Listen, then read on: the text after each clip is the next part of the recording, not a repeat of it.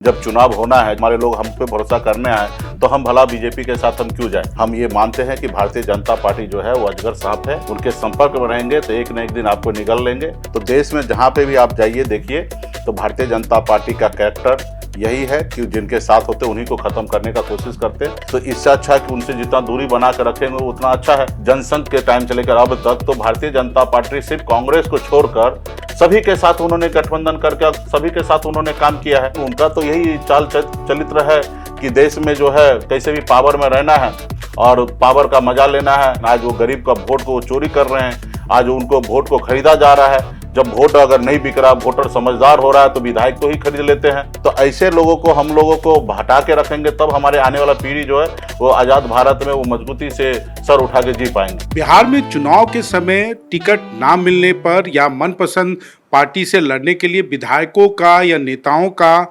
इधर से उधर जाना यानी कि दल बदल करना आम बात है। लेकिन हर बार विधानसभा चुनाव हो या लोकसभा चुनाव, खासकर दो पार्टियों को लेकर, एक चिराग पासवान की लोक जनशक्ति पार्टी और मुकेश सहनी की वीआईपी को लेकर काफ़ी राजनीतिक अटकलें तेज होती है कि इस बार वो किस गठबंधन का हिस्सा होंगे। हमारे साथ वीआईपी पार्टी के कर्ता धर्ता मुकेश सहनी हैं। मुकेश जी, पिछले बार लोकसभा चुनाव 19 का आपने महागठबंधन के साथ लड़ा था और विधानसभा चुनाव आप एनडीए यानी कि बीजेपी और जेडीयू के साथ लड़े थे। इस बार आप किधर जाएंगे, किधर रहेंगे? नहीं, देखिए, अब पिछले चुनाव भी 2024 का चुनाव महागठबंधन के साथ हमने लड़ा है और ख़ास करके छोटे पार्टी गरीब समाज को है ना हमेशा टारगेट करते, परसेप्शन बनाने का कोशिश करते कि ये लोग किधर से किधर भी जा सकते हैं। जबकि जितने भी छोटे दल होते हैं वो विचार से ज़्यादा स्ट्रांग होते हैं, क्योंकि उनके पास ऑप्शन नहीं होता कि किसी का साथ चीटिंग करें। बड़े दल जो होते हैं वो हम निश्चित तौर पे किसी पार्टी के साथ चीटिंग कर सकता है, उनके पास ऑप्शन होता है। जैसे भाजपा ने हमारे साथ चीटिंग किया, हमारे विधायक को खरीद लिया, हमें सरकार से बाहर कर दिया, ये ऑप्शन उनके पास होता है।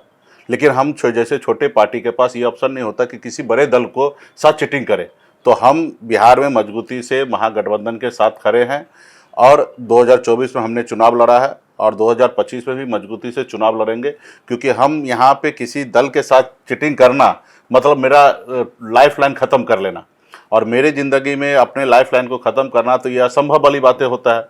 तो हम अभी विचार से बंधे हुए हैं। जब मोदी जी के लोकसभा में जब उनके चेहरे पे जब चुनाव होता है, जब उनके साथ हम नहीं रहते हैं, तो स्टेट चुनाव जब होता है तो उसमें क्षेत्रीय पार्टी का क्षेत्रीय चेहरा बहुत महत्वपूर्ण होता है। जब यहाँ पे तेजस्वी जी के नाम पे, मुकेश सहनी के नाम पे जब चुनाव होना है, जब हमारे ऊपर चुनाव होना है, हमारे लोग हम पे भरोसा करने आए, तो हम भला बीजेपी के साथ हम क्यों जाए। तो मजबूती से महागठबंधन इतना ज़्यादा आपके बारे में अटकलें क्यों लग रही है कि बीजेपी से बातचीत हो गई है, आपका जाना तय है? नहीं, इसका 3 कारण है। मैं आपको बताना चाहूँगा कि देखिए, एक तो सबसे पहली बात है कि बिहार में एक वोट बैंक जो अति पिछड़ा में निषाद मल्लाह का जो वोट है, जो 2005 से लगातार चाहे वो नीतीश जी हो या बीजेपी हो इनके साथ रहा, लेकिन कुछ सालों पहले 15 से लेकर अब तक में ये वोट में एक बड़ा संख्या 90% की आबादी जो है वीआईपी पार्टी के साथ आस्था विश्वास जताकर वीआईपी के साथ आ चुके हैं। तो भाजपा को पता है कि ये वोट जो है हमसे अगर 8% वोट अगर निकलेगा तो हमको 16% का नुकसान होना है। तो जस्ट उस समय समय पर अपने कार्यकर्ता को खुश करने के लिए उनको बता रहे हैं, मैसेज दे रहे हैं कि आप कमज़ोर अपने आप को मत समझो, हम मुकेश सहनी को ला रहे हैं। तो एक तो अपने लोगों के बीच में एक मैसेज देने का काम कर रहे। बिहार में जब सर्वे होता है तो उसमें भी ढूली मूली स्थिति में सर्वे होता है। अगर एक साथ वन साइड जैसे आरजेडी का यादव वोट वन साइड अगर दिखता है तो निश्चित तौर पे बीजेपी के लिए परेशानी खड़ा होता है। तो वो एक मैसेज देने का काम हमेशा करता और निषाद समाज में एक मैसेज भेजने का कोशिश करता कि हम मुकेश सहनी के साथ लगातार लगे हुए हैं। तो एक तो वो परसेप्शन बनाने का कोशिश करते। दूसरा जो है, चिराग पासवान जी या मांझी जी या उपेंद्र कुशवाहा जी को भी कहीं ना कहीं एक डायरेक्शन देते कि भाई आप लोग ज़्यादा हमसे बार्गेनिंग मत करो, क्योंकि हमारे पास एक और ऑप्शन है, अगर आप ज़्यादा करोगे तो हम आपको छोड़ सकते हैं। तो उनको सीट कम देने का एक जो रणनीति है उसके कारण जो है वो कोशिश कर रहे हैं कि मुकेश सहनी हमारे साथ आ सकते हैं। उसके बाद तीसरा जो है कि कहीं ना कहीं इस तरीके से हम चर्चा करते रहेंगे, करवाते रहेंगे तो महागठबंधन में असंतोष होगा, या कांग्रेस पार्टी या तेजस्वी प्रसाद यादव जी को ऐसा लगेगा कि शायद वो जा सकते हैं। तो ऐसे वो आपस में लड़ाई लगाने का काम करते हैं। और दूसरा कि वो परसेप्शन ऐसा बनाते हैं कि मुकेश सहनी हमारे साथ आएंगे। तो उनके कई पहलू है जिसके कारण वो है बिहार में उनकी जमीन घसक चुका है और बिहार में हम लोग महागठबंधन सरकार बनाएंगे। नहीं, लेकिन आप भी तो बीजेपी के नेताओं से बातचीत करते रहते हैं। नहीं, बिल्कुल ही नहीं। बिल्कुल ही नहीं। हमने पिछले 3 सालों में हमने किसी नेता से हमने बात नहीं किया है और ना ही हम करने का कोशिश करते हैं। बीच में ज़रूर गृह मंत्री जी फ़ोन किए थे, पिताजी का हादसा हुआ था तभी, और बीजेपी के कुछ नेतागण और या मुख्यमंत्री जी सब फ़ोन किए थे। उसके बाद हम किसी से ना बात करना चाहते हैं, ना हम कोई संबंध रखना चाहते हैं। हम ये मानते हैं कि भारतीय जनता पार्टी जो है वो अजगर साँप है। अगर उनके पालेंगे, उनके संपर्क में रहेंगे तो एक न एक दिन आपको निगल लेंगे।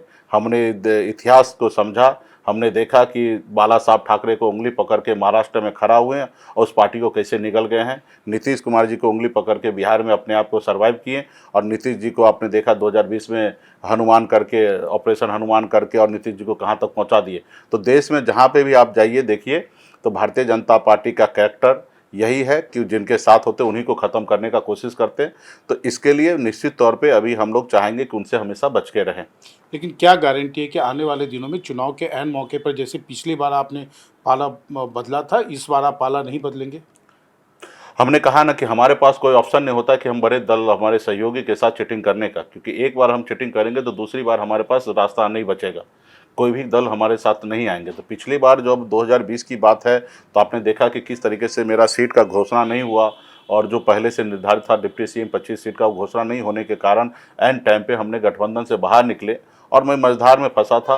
राजनीति में हम नए थे और हमको लगा कि किनारा लगना है तो किसी का सहारा लेना चाहिए, और फिर उस समय में सहारा देने के लिए भारतीय जनता पार्टी सामने से आए तो हमको लगा कि यही हमारी शायद जीत हो सकता है, तो हमने उनके साथ चले गए। लेकिन आपने देखा कि वहाँ पे रहने के बावजूद भी हम अनकंफर्टेबल रहे।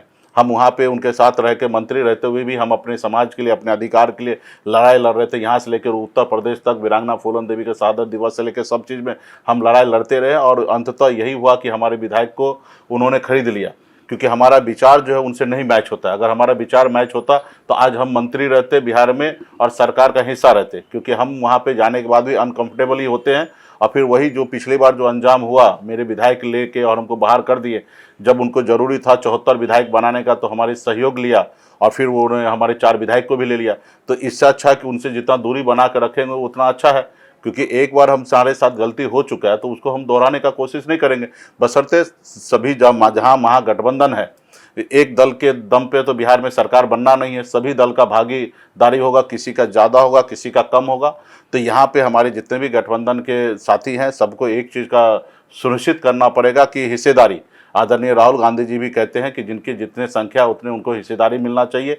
इस फॉर्मेट पे अगर हम लोग महागठबंधन अगर सही तरीके से किनके वोट से किसके दम पर सरकार बनना है, उस तरीके से ना किसी को कम देना ना किसी को ज़्यादा देना, अगर इस फार्मूले पे हम लोग काम करेंगे तो कोई लड़ाई झगड़ा नहीं होगा। निश्चित तौर पे गठबंधन में अगर हम हैं तो हमारा इच्छा होगा कि हमारे पास ज़्यादा से ज़्यादा विधायक बने, सरकार में हमारी ज़्यादा से ज़्यादा सहयोग हो, ताकि हम अपने विचार को खुल के काम कर सके। तो ये हमारी सोच होगा। इसमें अगर 10% 5% का अगर गिरावट भी होता है तो मैं एक्सेप्ट करने के लिए तैयार हूँ कि मैं एज ए छोटे पार्टी हैं तो हमको 5% 10% गिरावट भी होगा तो ठीक है। अब उसमें अगर कोई ज़्यादा से ज़्यादा चाहेंगे कि इनके पास कोई ऑप्शन नहीं है, ये मेरे पास ही रहना कोशिश करेंगे, तो ऐसे जगह पे कहीं ना कहीं आत्मा पे ठेस पहुंचेगा। ऐसे जगह पे पार्टी, कोई भी पार्टी कुछ भी निर्णय ले सकते, लेकिन अगर हमारे बड़े सहयोगी जो होते हैं वो अगर ईमानदारी से अगर काम करेंगे, साथ रखेंगे, तो निश्चित तौर पे हमारे जैसे छोटे पार्टी वहाँ पे हमेशा, जब तक हम जिंदा रहेंगे तब तक वहाँ पे हम राजनीति करना चाहेंगे, काम करना चाहेंगे।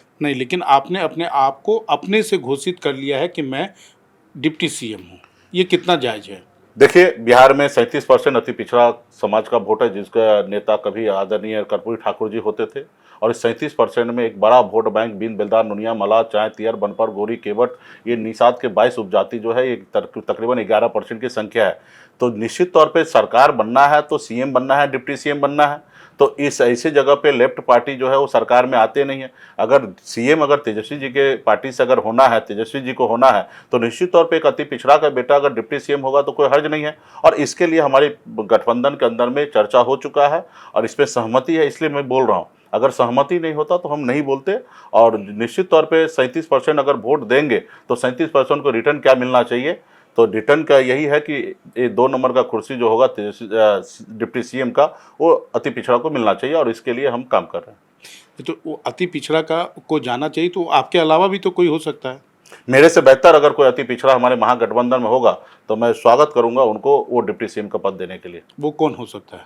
वो तो हमारे गठबंधन के साथी डिसाइड करेंगे, जनता डिसाइड करेंगे कि हमारे पास अगर महागठबंधन में अति पिछड़ा समाज में कोई मुकेश सहनी के जैसे लीडरशिप जिनके पास होगा, या उनके अपील पे लाखों लोग एक गांधी मैदान में या कहीं पे भी सभा में पहुंच सकता है, तो उन लीडर क्वालिटी उनमें होगा तो निश्चित तौर पर हम स्वागत करते हैं उनको हम बनाने के लिए। अच्छा, आपने बीजेपी के साथ भी काम किया है, आरजेडी के साथ भी काम किया है, सभी पार्टियों, कांग्रेस के साथ भी आपका एक अपना एक एक्सपीरियंस है, दोनों में अंतर क्या है?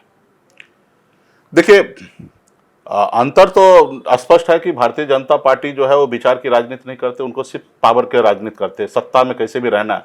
अगर हिंदुस्तान में देखिएगा तो सभी पार्टी के साथ वो गठबंधन कर चुके हैं। शायद कोई पार्टी हिंदुस्तान में जो बचे होंगे जिनके साथ वो गठबंधन नहीं किए होंगे या उनको समर्थन नहीं दिए होंगे, उनका अपना कोई विचार नहीं है। अगर हम एक बार इससे 2 बार किसी दल के साथ गठबंधन कर ले तो हमारे बारे में परसेप्शन बनाया जाता है, या नीतीश कुमार जी के बारे में परसेप्शन बनाया जाता है कि ये पलटू राम है। लेकिन आप अगर देखा जाए इतिहास लेके देखिए, जनसंघ के टाइम से लेकर अब तक, तो भारतीय जनता पार्टी सिर्फ कांग्रेस को छोड़कर सभी के साथ उन्होंने गठबंधन करके सभी के साथ उन्होंने काम किया है। तो उनको तो कोई इस तरीके से नजरिया से परसेप्शन नहीं बनाया जाता कि भाई बीजेपी जो है पलटू पार्टी है, ये सिर्फ सत्ता के लिए वहां पे समर्थन देते हैं, समर्थन लेते हैं। तो उनके साथ ऐसा नहीं किया जाता, लेकिन हम जैसे दल के साथ हमेशा बदनाम किया जाता है। तो खैर उनकी पार्टी है, लेकिन उनका तो यही चाल चलित्र है कि देश में जो है कैसे भी पावर में रहना है और पावर का मजा लेना है, बड़े बड़े उद्योगपति को फायदा देना है, उसके बदले में चंदा लेना है। आज देश के सबसे बड़े पार्टी जो है, दुनिया का सबसे ज़्यादा पैसा भारतीय जनता पार्टी के पास है। आज उस तरीके से कॉर्पोरेट जिस तरीके से कंपनी चला जाता, उसी तरीके से राजनीति को करते हैं।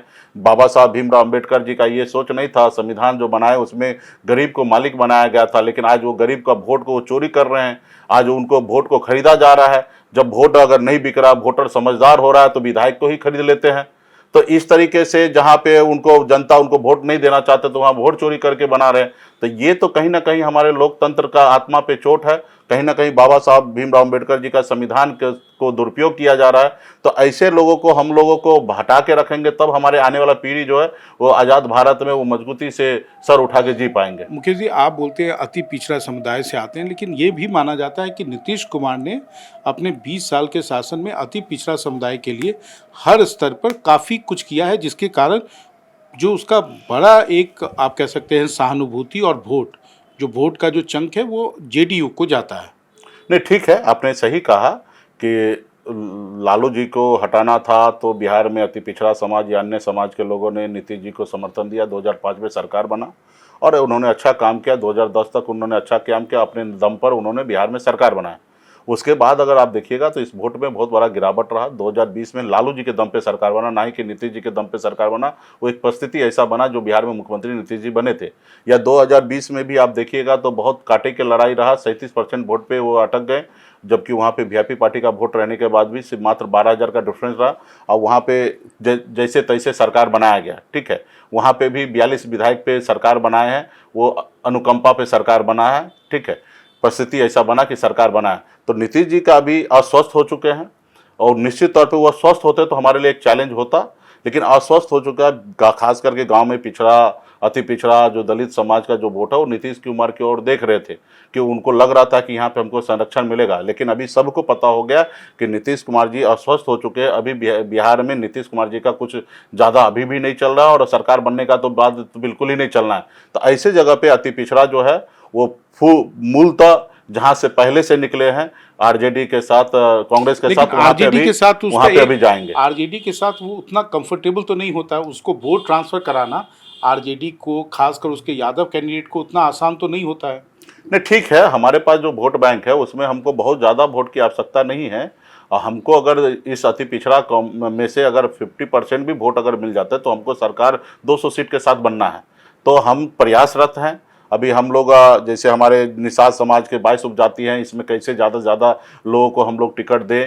हमने घोषणा भी अपनी पार्टी में किया, वीआईपी पार्टी के जितने भी सीट होंगे उसमें से आधा सीट, 50% सीट जो होंगे खास करके अति पिछड़ा और एससी को हम लोग रिजर्व करके उनको चुनाव लड़ाने का काम करेंगे। तो हम लोग अति पिछड़ा में इंटर कर रहे हैं। अभी मंगनीलाल मंडल जी जैसे बड़े नेता को राष्ट्रीय जनता दल ने पार्टी के प्रदेश अध्यक्ष बनाया गया।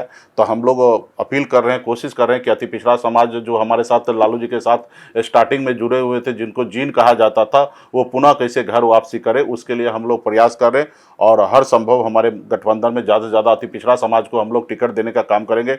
आप 2020 की अगर बात कीजिएगा तो आपके पास 110 सीट पर भारतीय जनता पार्टी लड़े और 110 सीट में से 55 सीट वो सामान्य वर्ग को टिकट दिया गया उनके पार्टी से, और सिर्फ 9% सीट ही अति पिछड़ा को दिया गया, जबकि 37% वोट लेने का काम कर रहे हैं और सिर्फ 9% टिकट दिए हैं। तो इस बार जो हमारा है कि जितना संख्या उस आधार पे हम लोग टिकट देंगे और जब हम वोट लेने का काम करेंगे तो उनको सम्मान भी देने का कोशिश करेंगे। और जो भारतीय जनता पार्टी का जो जिस तरीके से है कि सीट कम देना, टिकट कम देना और वोट लेना, तो इसको जनता के बीच में, अति पिछड़ा के बीच में हम लोग ज़्यादा से ज़्यादा लोगों के बीच में बताएंगे कि सिर्फ आप वहाँ वोट दे रहे, इस्तेमाल हो रहे हैं। मुद्दा क्या है इस बार चुनाव में? मुद्दा क्या है? मुद्दा तो कई है।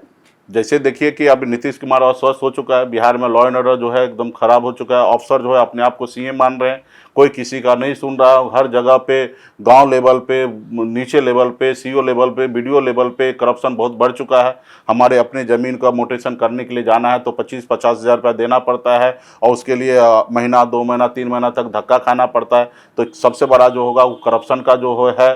और पदाधिकारी जो अपने आप को सीएम मान रहे हैं तो वो कहीं ना कहीं जनता का अपमान हो रहा है, क्योंकि जनता जो है वो मालिक है, पदाधिकारी मालिक नहीं है। तो थाना, पुलिस, सब जगह कोई किसी का सुन नहीं रहा। तो ये इस चीज़ को हम लोग सही करेंगे। उसके अलावा जो हम अभी नई जनरेशन के लोग हम लोग हैं, चाहे वो तेजस्वी प्रसाद यादव जी हो या मैं हूँ या अन्य और भी हमारे साथी हैं, तो हम लोग नई जनरेशन के लोग हैं। देश को भी क्या चाहिए, राज्य में अलग अलग शहर में किस तरीके से काम हो रहा, उसी तरीके से हम लोग चाहेंगे कि हमारे राज्य में विकास का काम हो, क्योंकि नए मॉडल, नई तरीके से कैसे काम किया जाए उस पर हम लोग ब्लूप्रिंट बना के हम लोग ज़्यादा से ज़्यादा फैक्ट्री, ज़्यादा से ज़्यादा कंपनी हमारे राज्य में कैसे आए। SIR का मुद्दा जमीन पर कितना प्रभावी है? नहीं, ज़मीन पे हमारे बात पहुंच चुका है। हम लोगों ने मजबूती से काम रखा है और हमारे लोग ज़मीन पर एक एक वोटर के लिए मेहनत कर रहे हैं। खास करके महागठबंधन के जितने नेता है काम कर रहे हैं। उसी जगह पे एनडीए के लोग जो है बिल्कुल ही ज़मीन पे काम नहीं कर रहा है, और कर भी रहा है तो छुप के कर रहे हैं। और बिहार के जनता को, गरीब, पिछड़ा, दलित को, सबको लग गया कि हम उनके वोट का रक्षा करने के लिए हम लोग हैं, और वाकई में हम लोग कर रहे हैं। चाहे यहाँ से लेकर सुप्रीम कोर्ट तक की बात हो, हम लोग मजबूती से लड़ाई लड़ रहे हैं। तो जनता के बीच में यही है कि भाई जब वोट का हमको अधिकार मिला है तो हमारा वोट अगर कोई छीन रहा है तो निश्चित तौर पे वो चोर है, गुनहगार है। और जब उनके लिए रक्षा करने के लिए हम लोग अगर हैं तो ये भी माना जाता है कि हम लोग उनका सेनापति, रखवाला करने के लिए वहाँ पे हैं। तो पूरा राज्य के जनता में एक अच्छा मैसेज है, संदेश है, और इस बार लोग हम लोगों को आशीर्वाद जरूर देंगे। एक मेरा अंतिम सवाल है, जहाँ से शुरू किया था, क्या गारंटी है कि इस बार आप बीजेपी के साथ नहीं जाएंगे? गारंटी यही है कि 2020 में भी हमको ऑप्शन मिला था कि अपने सहयोगी के साथ चीटिंग करने का, और हमको डिप्टी सीएम बनाने का कोशिश हो रहा था। 4 विधायक को मंत्री बनाया जा रहा था, 6 को MLC दिया जा रहा था। हम किसी के साथ गद्दारी नहीं कर सकते हैं। हम जिनके साथ हैं उनके साथ मजबूती से रहने का हमेशा प्रयास करते। हमने कहा कि मेरे पास, बड़े लोगों के पास ऑप्शन होता है कि हमारे साथ चीटिंग कर सकता है, लेकिन हमारे पास कोई ऑप्शन नहीं होता कि हम चीटिंग करेंगे। अगर हम 2020 में अगर हम चीटिंग करते तो 2024 में तेजस्वी प्रसाद यादव जी हमसे गठबंधन नहीं करते। तो हम कहीं ना कहीं ईमानदार थे, इसलिए मजबूती से 2024 में चुनाव में गठबंधन हुआ। 2021 में भी 22 में भारतीय जनता पार्टी ने मेरे साथ चीटिंग किया, इसलिए आज वो राह देख रहा है कि कैसे भी मुकेश सहनी मेरे साथ आ जाए, मैं मुकेश सहनी के नाव पे बैठ जाऊं ताकि हम पार लग जाए। तो ये हमारी ईमानदारी है और हम ईमानदारी के साथ हम काम कर रहे हैं। और हम पिछड़े समाज के लोग हैं, हमको पता है कि हमारी ताकत क्या है, हम मंजिल क्या है। हमारा जो पार्टी का उद्देश्य है, पार्टी का जब जन्म हुआ एक आंदोलन से हुआ, और उस आंदोलन का मुख्य मांग है, लड़ाई है निषाद समाज को आरक्षण मिलना। जब बंगाल में आरक्षण है, दिल्ली में आरक्षण है, तो बिहार में क्यों नहीं मिलना चाहिए? और ये आरक्षण देने का जो काम है भारत सरकार के, केंद्र सरकार को देने का काम है। और पिछले 11 साल से उनके साथ रहकर उन्होंने नहीं दिया, उनके साथ हाथ जोड़कर, पैर जोड़कर हमने हमेशा ये आग्रह किया, नहीं किए। तो अभी उनका समय भी ख़त्म होने के लिए जा रहा हूँ। अगर मैं वहाँ पे जाता हूँ तो कहीं ना कहीं हमारे अपने जो वोट है उनको हमको जवाब देने में बहुत परेशानी होगा। तो ये सब चीज़ देखकर हम अपना इमेज, क्योंकि हमको 35 साल की राजनीति करना है, और मैं ऐसा कोई भी काम नहीं करूंगा जो कल जाके हमको जनता के बीच में फेस करना पड़ेगा या हमारे अपने लोगों के बीच में हम गुनहगार साबित होंगे। हमको कामयाबी हासिल करने में हो सकता है 2 साल, 5 साल, 10 साल लग जाए, लेकिन हम ईमानदारी से काम इसलिए करना चाहेंगे क्योंकि कल हमारे ऊपर कल उंगली ना उठे। तो हम प्रयास हमेशा हमारा रहेगा कि हम जहाँ रहें मजबूती से रहें, ईमानदारी से रहें, और लंबा जब हमें राजनीति करना है तो यहाँ पे हम कभी किसी के साथ गलत ना करें, ताकि हमारे लिए हमेशा रास्ता खुला रहे।